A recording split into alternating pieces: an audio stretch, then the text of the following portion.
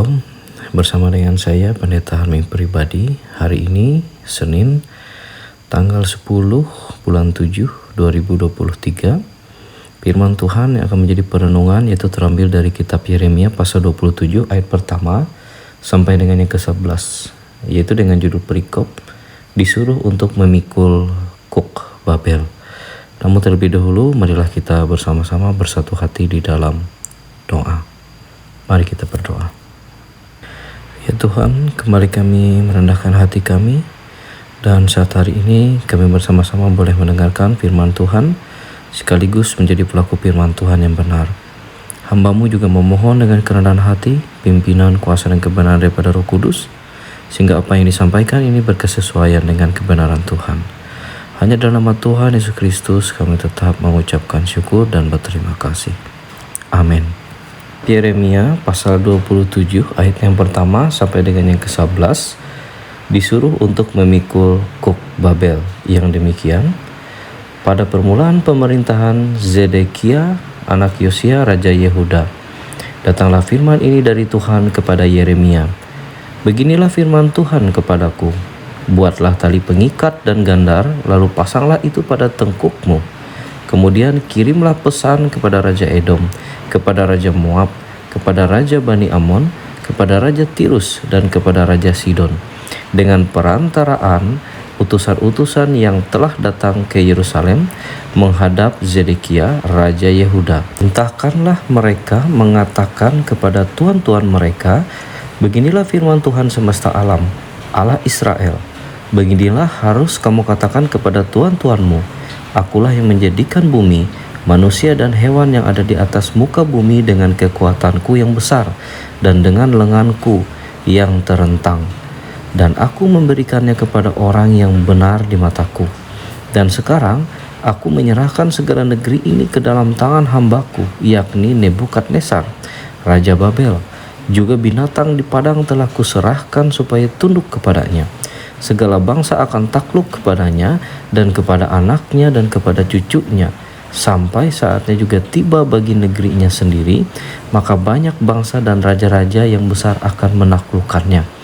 Tetapi bangsa dan kerajaan yang tidak mau takluk kepada Nebukadnezar, Raja Babel, dan yang tidak mau menyerahkan tengkuknya ke bawah kuk Raja Babel, maka bangsa itu akan kuhukum dengan pedang, kelaparan, dan penyakit sampar. Demikianlah firman Tuhan, sampai mereka kuserahkan ke dalam tangannya. Mengenai kamu, janganlah kamu mendengarkan nabi-nabimu, juru-juru tenungmu, juru-juru mimpimu, tukang-tukang ramalmu, dan tukang-tukang sihirmu yang berkata kepadamu, janganlah kamu mau takluk kepada Raja Babel, sebab mereka bernubuat palsu kepadamu dengan maksud menjauhkan kamu dari atas tanahmu, sehingga kamu kucerai beraikan dan menjadi binasa. Tetapi bangsa yang mau menaruh tengkuknya ke bawah kuk Raja Babel dan yang takluk kepadanya, maka mereka akan kubiarkan di atas tanahnya. Demikianlah firman Tuhan, dan mereka akan mengolahnya dan diam di sana. Amin. Bapak Ibu yang terkasih di dalam Tuhan kita Yesus Kristus, jikalau kita memperhatikan dengan seksama, Yeremia memberikan nasihat ini di dalam nama Allah kepada raja-raja bangsa tetangga, supaya mereka dapat melakukan yang terbaik dalam keadaan yang buruk sekalipun. Ia meyakinkan mereka bahwa sekarang sudah tidak ada obat penawar lagi, selain harus melayani Raja Babel. Namun pada waktunya kelak akan datang kelegaan, sebab kerajaannya hanya akan berlangsung selama 70 tahun saja. Ayat yang pertama sampai dengan yang ke-11. Secara khusus, Yeremia memberikan nasihat ini kepada Zedekia, Raja Yehuda, ayat 12 sampai dengan yang 15, kepada imam-imam dan seluruh rakyat. Dan dia meyakinkan mereka bahwa Raja Babel masih akan meneruskan perlawanan terhadap mereka sampai keadaan menjadi benar-benar parah, sehingga kepatuhan penuh, kesabaran menjadi satu-satunya jalan untuk meringankan bencana dan memudahkan segala sesuatu.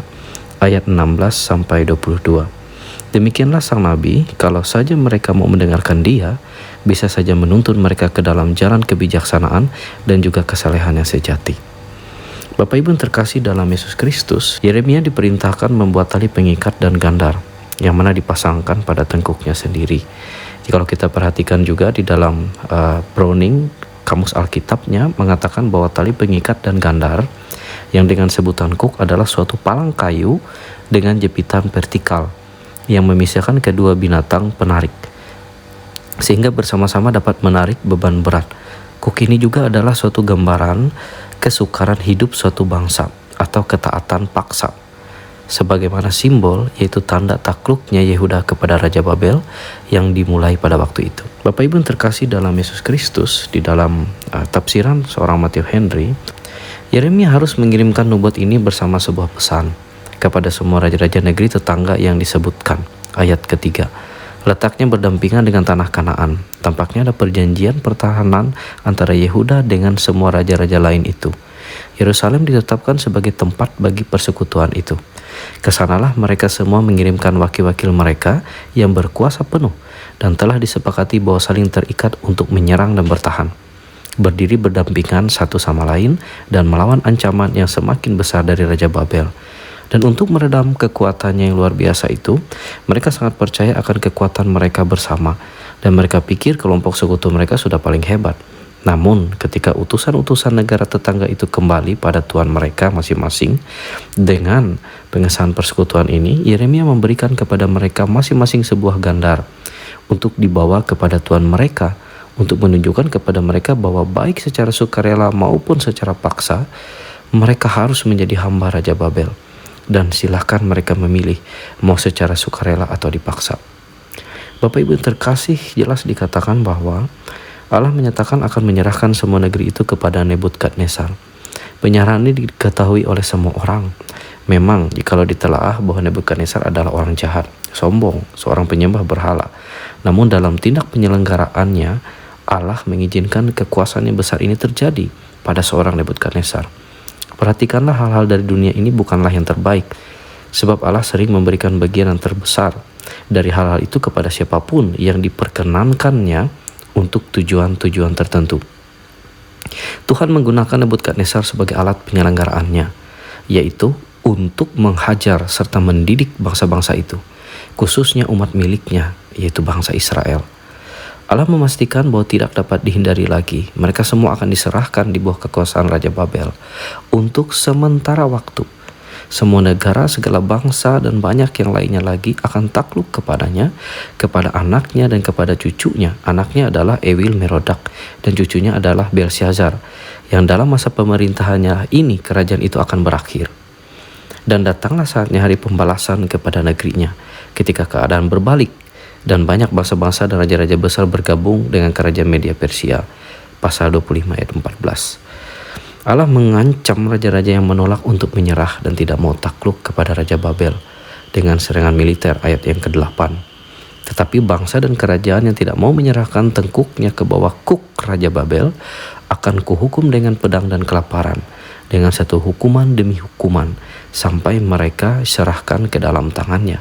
Karena itu Nebukadnezar sangat semena-mena dalam merebut hak dan kemerdekaan bangsa tetangganya dan memaksa mereka untuk tunduk kepadanya. Namun demikian, Allah memiliki tujuan yang adil dan kudus, yaitu dengan mengizinkan Raja Babel itu berbuat demikian, yaitu untuk kembali, yaitu menghukum bangsa-bangsa ini karena penyembahan-penyembahan berhala, kebobrokan akhlak mereka yang begitu luar biasa di hadapan Tuhan. Orang-orang yang tidak mau tunduk kepada Allah yang menciptakan mereka, wajarlah dibuat takluk kepada musuh-musuh mereka yang berusaha menghancurkan mereka. Allah menunjukkan kepada mereka kesia-siaan semua harapan yang mereka andalkan sendiri. Ayat 9 sampai dengan yang ke-10. Bahwa mereka harus mempertahankan kebebasan mereka. Bangsa-bangsa ini memiliki nabi-nabi juga, tetapi nabi palsu yang berpura-pura meramalkan kejadian masa depan dengan menggunakan bintang-bintang, menggunakan mimpi atau pesona mereka untuk menyenangkan tuan mereka. Dan karena para pemuka ini ingin supaya keadaan menjadi seperti itu, maka nabi-nabi palsu itu menyenangkan hati mereka dengan memastikan bahwa mereka tidak akan takluk pada Raja Babel. Dengan demikian, nabi-nabi itu berusaha menggelorakan bangsa itu untuk melawan sekuat mungkin. Tetapi Yeremia memberitahukan bahwa perbuatan itu akan terbukti membawa kehancuran bagi mereka. Sebab dengan melawan, hal itu akan membangkitkan murka sang penakluk untuk berlaku kejam pada mereka, membinasakan dan mencerai-beraikan mereka ke dalam pembuangan yang menyedihkan, di mana mereka semua akan lenyap dan terkubur tanpa dikenang. Kehancuran bangsa yang berbatasan dengan Israel dinubuatkan di sini secara umum, tetapi nubuat khusus atas mereka disampaikan terpisah dan akan kita temukan pada pasal 38, pasal 49 dan Yehezkiel pasal 25 yang penggenapannya sama seperti yang dinubuatkan di sini. Perhatikanlah, ketika Allah menghakimi, Dia akan menang. Bapak Ibu yang terkasih dalam Tuhan kita Yesus Kristus, Allah mengajukan jalan yang baik untuk mencegah kehancuran melalui penyerahan diri yang tenang dan mudah. Ayat 11. Bangsa-bangsa yang mau menaklukkan diri secara sukarela kepada Raja Babel dan membayar upeti selama 70 tahun, mereka akan dibiarkan Allah tetap tinggal di atas tanahnya. Siapa yang membungkuk tidak akan patah. Mungkin kekuasaan Raja Babel ini tidak menanggungkan beban seberat yang ditanggungkan oleh raja-raja mereka sendiri. Seringkali yang lebih dipermasalahkan orang adalah perkara kehormatan daripada kebijaksanaan, ketika lebih memilih kemerdekaan dari keinginan hasratnya daripada kehidupan tenang yang disediakan Allah. Jika kita pernah menyimak seorang Isakar, tidak disebutkan seperti apa rasa aib yang ditanggung oleh Isakar ketika ia melihat perhentian itu baik dan negeri itu permai, dan ia akan dapat menikmatinya dengan tenang dan damai, sehingga ia lebih memilih merendahkan bahunya untuk memikul lalu menjadi budak rodi. Kejadian pasal 49 ayat 14-15. Bangsa-bangsa ini juga dinasihatkan seperti itu, yaitu untuk takluklah pada Raja Babel, dan kamu akan mengolah tanah itu dan diam di sana. Ada orang yang mungkin mengecam hal ini sebagai bukti roh yang hina dina, namun sang nabi menganjurkannya sebagai roh yang lemah lembut, yang menyerah kepada kebutuhan, dan dengan penyerahan diri yang tenang kepada tindakan penyelenggaraan Allah, yang mendatangkan kebaikan bahkan dari situasi keadaan yang paling buruk. Lebih baik berbuat demikian daripada berjuang untuk membuat keadaan menjadi semakin buruk. Bapak Ibu yang terkasih dalam Tuhan kita Yesus Kristus, ada kata seorang bijak yang demikian: ketika kita perlu menanggung suatu keadaan bahkan yang paling buruk sekalipun, tetaplah sabar agar membuat beban itu menjadi terasa lebih ringan. Banyak orang bisa mencegah terjadinya tindakan ilahi dengan hukumannya yang tegas, yaitu dengan merendahkan diri di bawah tindakan penyelenggaraan ilahi yang sebenarnya bertujuan membuat umatnya kembali kepada jalan yang benar, dengan merendahkan hati dan senantiasa takut akan Tuhan. Bapak Ibu yang terkasih dalam Yesus Kristus, di dalam Perjanjian Baru kita juga pernah mendengar perihal tentang ajakan Kristus. Matius pasal 11 ayat 29. Pikulah kuk yang kupasang dan belajarlah padaku, karena aku lemah lembut dan rendah hati, dan jiwamu akan mendapatkan ketenangan. Saat kita merenungkan sejenak ayat ini, hal ini jelas melampaui dari apa yang disampaikan dalam cerita Yeremia. Ini bukan hanya tentang perihal taat kepada aturan baik yang tercipta dari dunia dan berlaku untuk dunia. Sedangkan kuk yang dimaksud Yesus Kristus adalah simbol ketaatan dan tunduknya seseorang akan otoritas dari Sang Penciptanya, dari Tuhan kembali kepada Tuhan, yaitu aturan tentang kebenaran yang berasal murni dari Tuhan itu sendiri, sehingga kita menjadi pribadi yang lebih berhikmat, bijaksana, dan semakin rendah hati, serta penuh kasih untuk kemuliaan nama Tuhan, baik di bumi dan di sorga. Bukan dengan paksaan, melainkan dengan kerelaan hati yang digerakkan oleh kuasa dan kebenaran daripada Roh Kudus-Nya.